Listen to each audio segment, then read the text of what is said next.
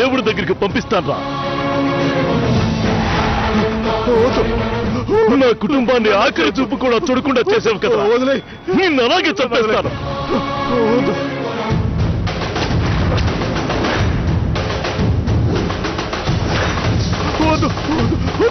నన్ను వదిలే, నీ దండం పెడతా, నన్ను వదిలే.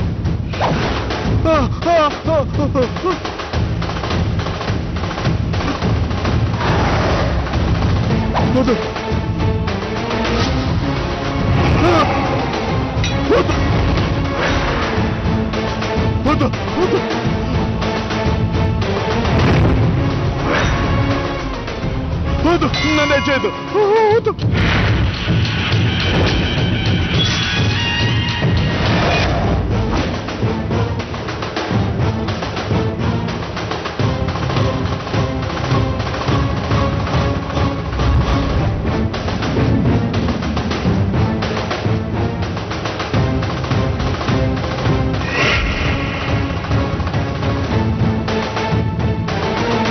నన్నే చేయదు. అవి ఆగవి, అవి నీకు దండం పెడతాను, ఆగవి. వద్దు, ఆపవి, అవి నీకు దండం పెడతాను. అవి అయ్యో,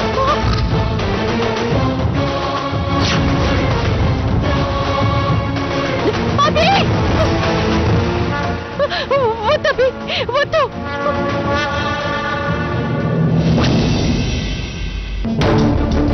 వద్దవి, వదిలే అభి.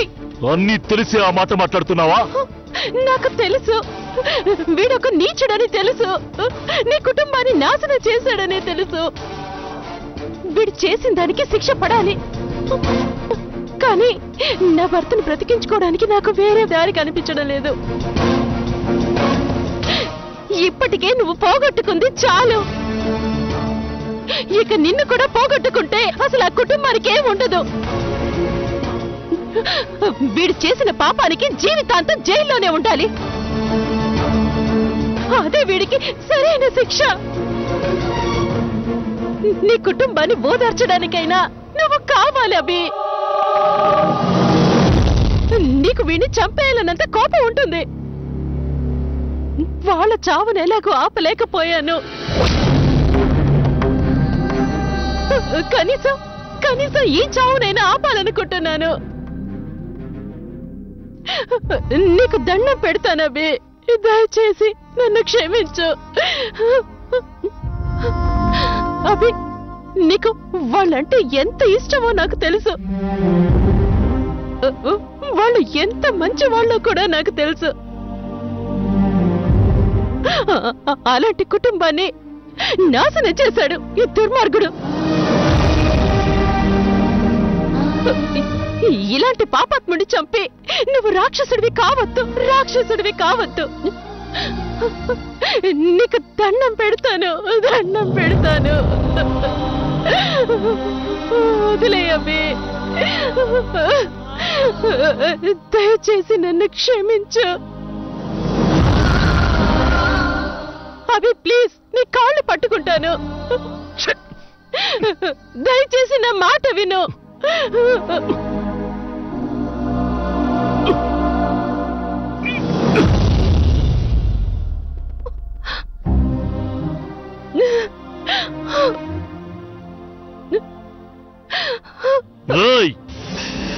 నీకు జన్మనిచ్చింది అమ్మాయి అయినా పునర్జన్మనిచ్చింది ఈవిడ కన్నీళ్లే. ఈ జన్మలోనైనా కనీసం మనిషిగా బతకడానికి ప్రయత్నించు.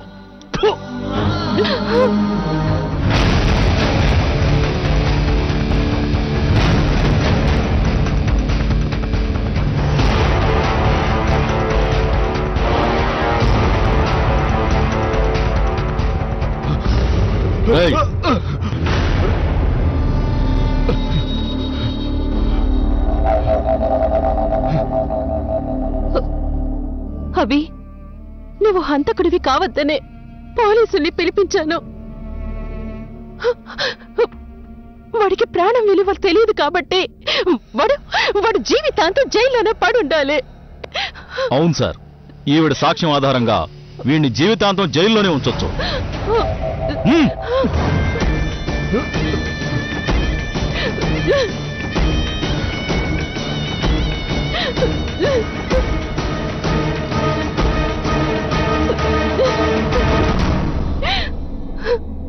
నన్ను క్షమించవే.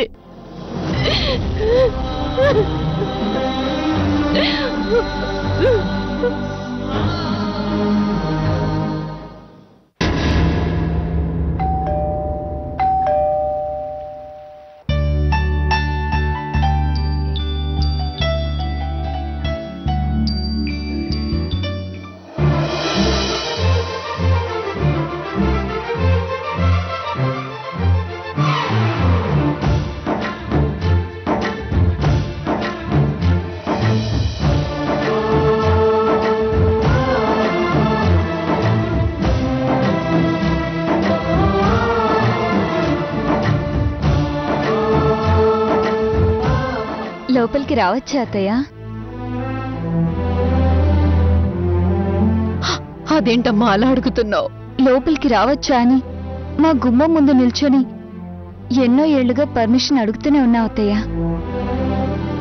అలాంటి ఇంటి నుంచి వచ్చాను కదా, అందుకే అడిగాను అత్తయ్య.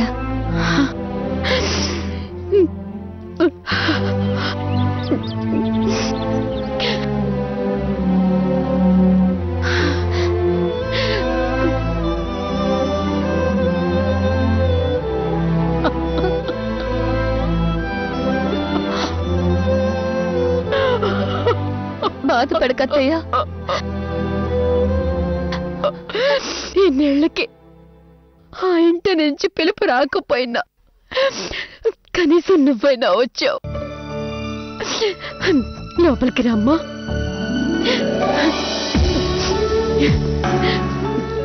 సంతోష్, త్వరగా రారా. ఎవరొచ్చారో చూడు.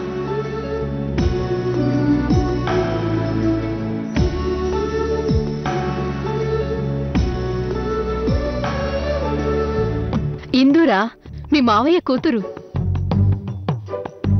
హాయ్. పర్వాలేదే, మావయ్యలాగా నువ్వు కసిబుసులాడతావు అనుకున్నాను. కనీసం హాయ్ అయినా చెప్పావు. ఇంట్లో మా నాన్న ఉంటే అదే జరుగుండేది. ఆయన వచ్చే లోపలే నువ్వు వెళ్ళిపో. అవేం మాటలరా? రాకరాక మన ఇంటికొస్తే వెళ్ళిపోమంటావా? ఇక్కడ అత్తయ్యలాగే అక్కడ నానమ్మ కూడా ఏడుస్తుంది. ఇక వీళ్ళిద్దరూ ఏడవకుండా చూసుకోవాలి. ఆ పని చేయడానికి నేను వచ్చాను. అవునత్తయ్య, నానమ్మకి జరగరాందేదో జరగకముందే నేను అనుకున్నది జరగాలి. ఏం చేయాలో నేను చెప్తాను. కొంచెం రిస్క్ అయినా తప్పదు.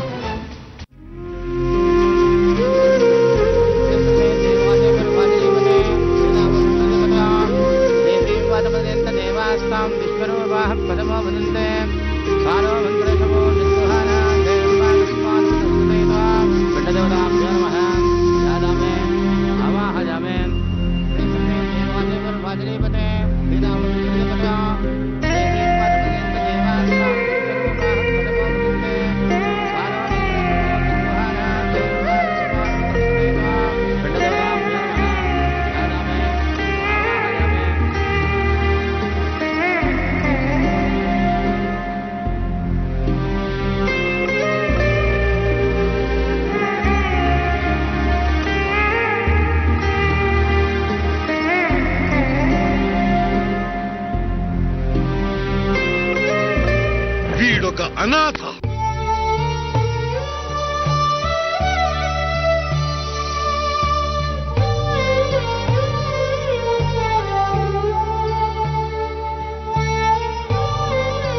మా అన్నయ్య అనాథ కాదు.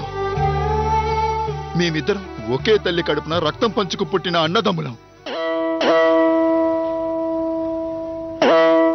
అయినా నా తమ్ముడు దారి తప్పుతూ ఉంటే సరిదిద్దుకోకుండా చూస్తూ ఎలా ఉంటానమ్మా? గుమ్మాలు 9 గుండెము చిన్నది, ఏ దారి వచ్చావురా జీవ, ఏ దారి పోయేవురా. గుమ్మాలు 9 గుండెము చిన్నది, ఏ దారి వచ్చావురా జీవ, ఏ దారి పోయేవురా.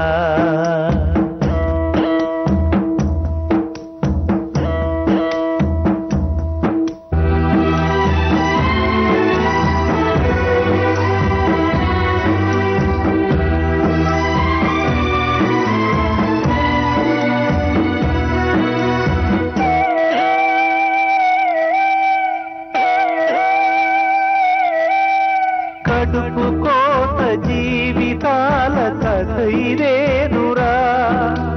కన్నీళ్లు తల్లి రుణము తీర్చలేవురా. పేగు తెంచుకున్నది జోల పాడుతుంటది, కన్ను మూసుకున్నది మన్ను కలిసిపోతది. ఏది నీదిరా మరి కానిదేదిరా. వాదాల బ్రతుకు ఎప్పుడు బాధేనురా. గుమ్మాలు 9 గుండెము చిన్నది, ఏ దారి వచ్చావురా జీవ, ఏ దారి పోయే. అయ్యా, నేను ఎంతో మందికి పిండ ప్రదానం చేశాను, కానీ ఒకేసారి ఒకే కుటుంబంలో ఇంతమందికి పిండ ప్రదానం చేయటం ఇదే మొదటిసారి. చిన్న వయసులోనే ఇంత కష్టాన్ని ఎదుర్కొన్న నీవు, ఆ దేవుడు నీ పక్షాన్నే ఉన్నాడు. నువ్వు ధైర్యంగా ఉండు బాబు. వాళ్ళ ఆత్మశాంతి కోసం ఏం చేయాలో అంతా చెయ్యి. గుమ్మాలు 9 గుండెము చిన్నది, ఏ దారి వచ్చావురా జీవ, ఏ దారి పోయేవురా. మాసాలు మోసేటి మాయ జన్మకు వాసాల పరుపంటరా. జీవ పోసేది తులసి నీళ్ళేరా. చెప్పమ్మా, మీ ఆయన రాముడేనా? ఆయన రాముడు లాంటివాడు కాదు, రాముడి కంటే గొప్పవాడు. అన్ని మంచి గుణాలే ఉన్న ఆ రాముడికి సీతని అవమానించాడు, అడవుల పాలు చేశాడు అన్న మచ్చుంది. నా రాముడిలో భూతద్దం వేసి వెతికినా ఏ చిన్న తప్పు కనిపించదు. అందుకే ఆయన్ని రాముడి కంటే గొప్పవాడు అంటున్నాను.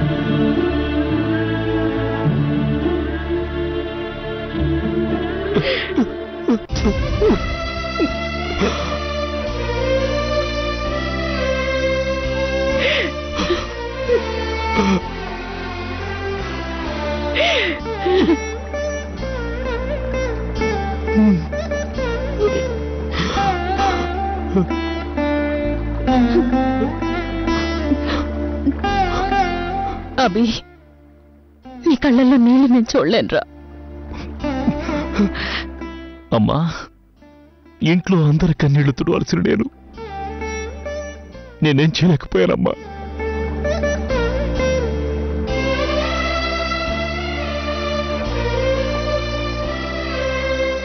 ఎవరిని కాపాడలేకపోయానమ్మా.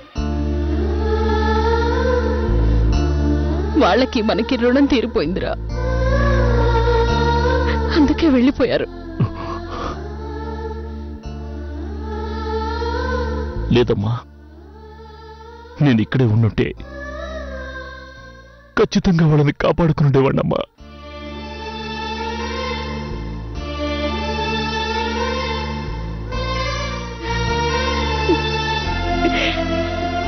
అభి, విధిరా, దాని నుంచి ఎవరూ తప్పించుకోలేరు. ఆ దేవుడికి మన మీద కనికరం లేదు కాబట్టే వాళ్ళని చూసే అవకాశం మనకివ్వలేదు. మనం వచ్చే లోపలే అంతా జరిగిపోయింది. మన 2 కుటుంబాల్ని ఓదార్చాల్సింది నువ్వే. ధైర్యంగా ఉండాలిరా. నాలో ధైర్యం చావలేదమ్మా. ఆశ చచ్చిపోయింది.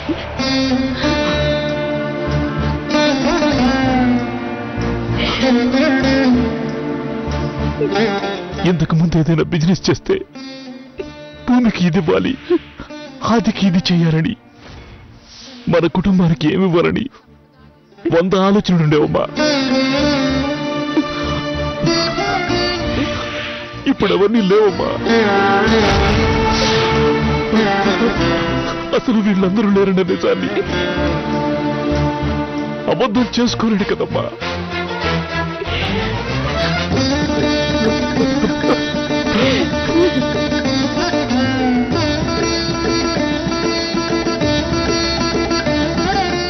జీవితం శూన్యంగా మారిపోయిందమ్మా.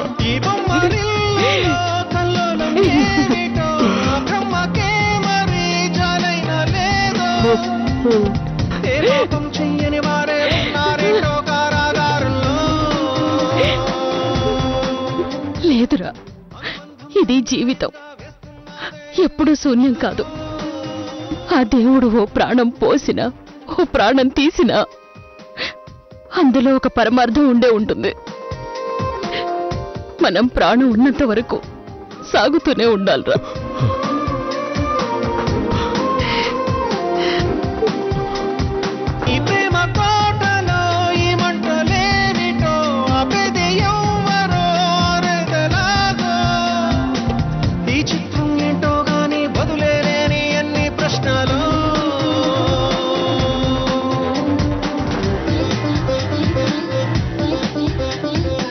మీరు విన్నది నిజమే అత్తయ్య.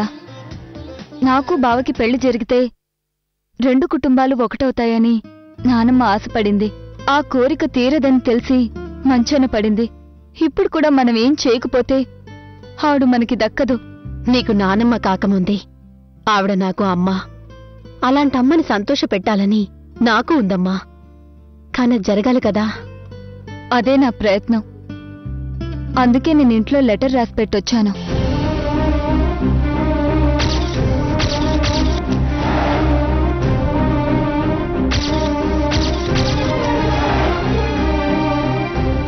అత్తయ్య, నీ భయం నాకు అర్థమైంది. నేనలా చేస్తే నాకు నీ పరిస్థితే వచ్చి ఆ ఇంటికి దూరం అవుతాననుకుంటున్నావు కదా? అవునమ్మా. అత్తయ్య, నిన్ను దూరం చేసుకొని నానమ్మ ఎంత బాధపడుతుందో మా అమ్మ రోజు చూస్తూనే ఉంది.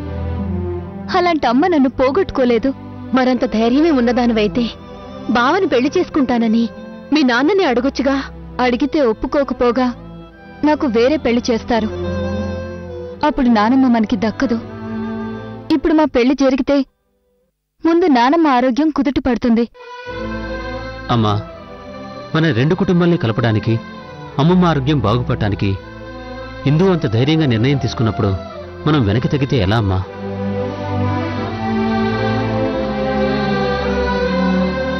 ముందు నువ్వు అనత్తయ్య, మిగతాది మేం చూసుకుంటాం కదా. ఇందు, మన కుటుంబాలు కలుస్తాయంటే నేను నా ప్రాణమైనా అడ్డుగా వేస్తాను. కానివ్వండి, మీరు పెళ్లి చేసుకోండి. కానీ మీ పెళ్లికి మాత్రం నేను రాను. నేను అక్షింతలు వెయ్యను. ఎప్పుడు మా అన్నయ్య మీ పెళ్లిని అంగీకరించి అక్షింతలు వేసి దీవిస్తాడో అదే రోజు నేను అక్షింతలు వేస్తాను.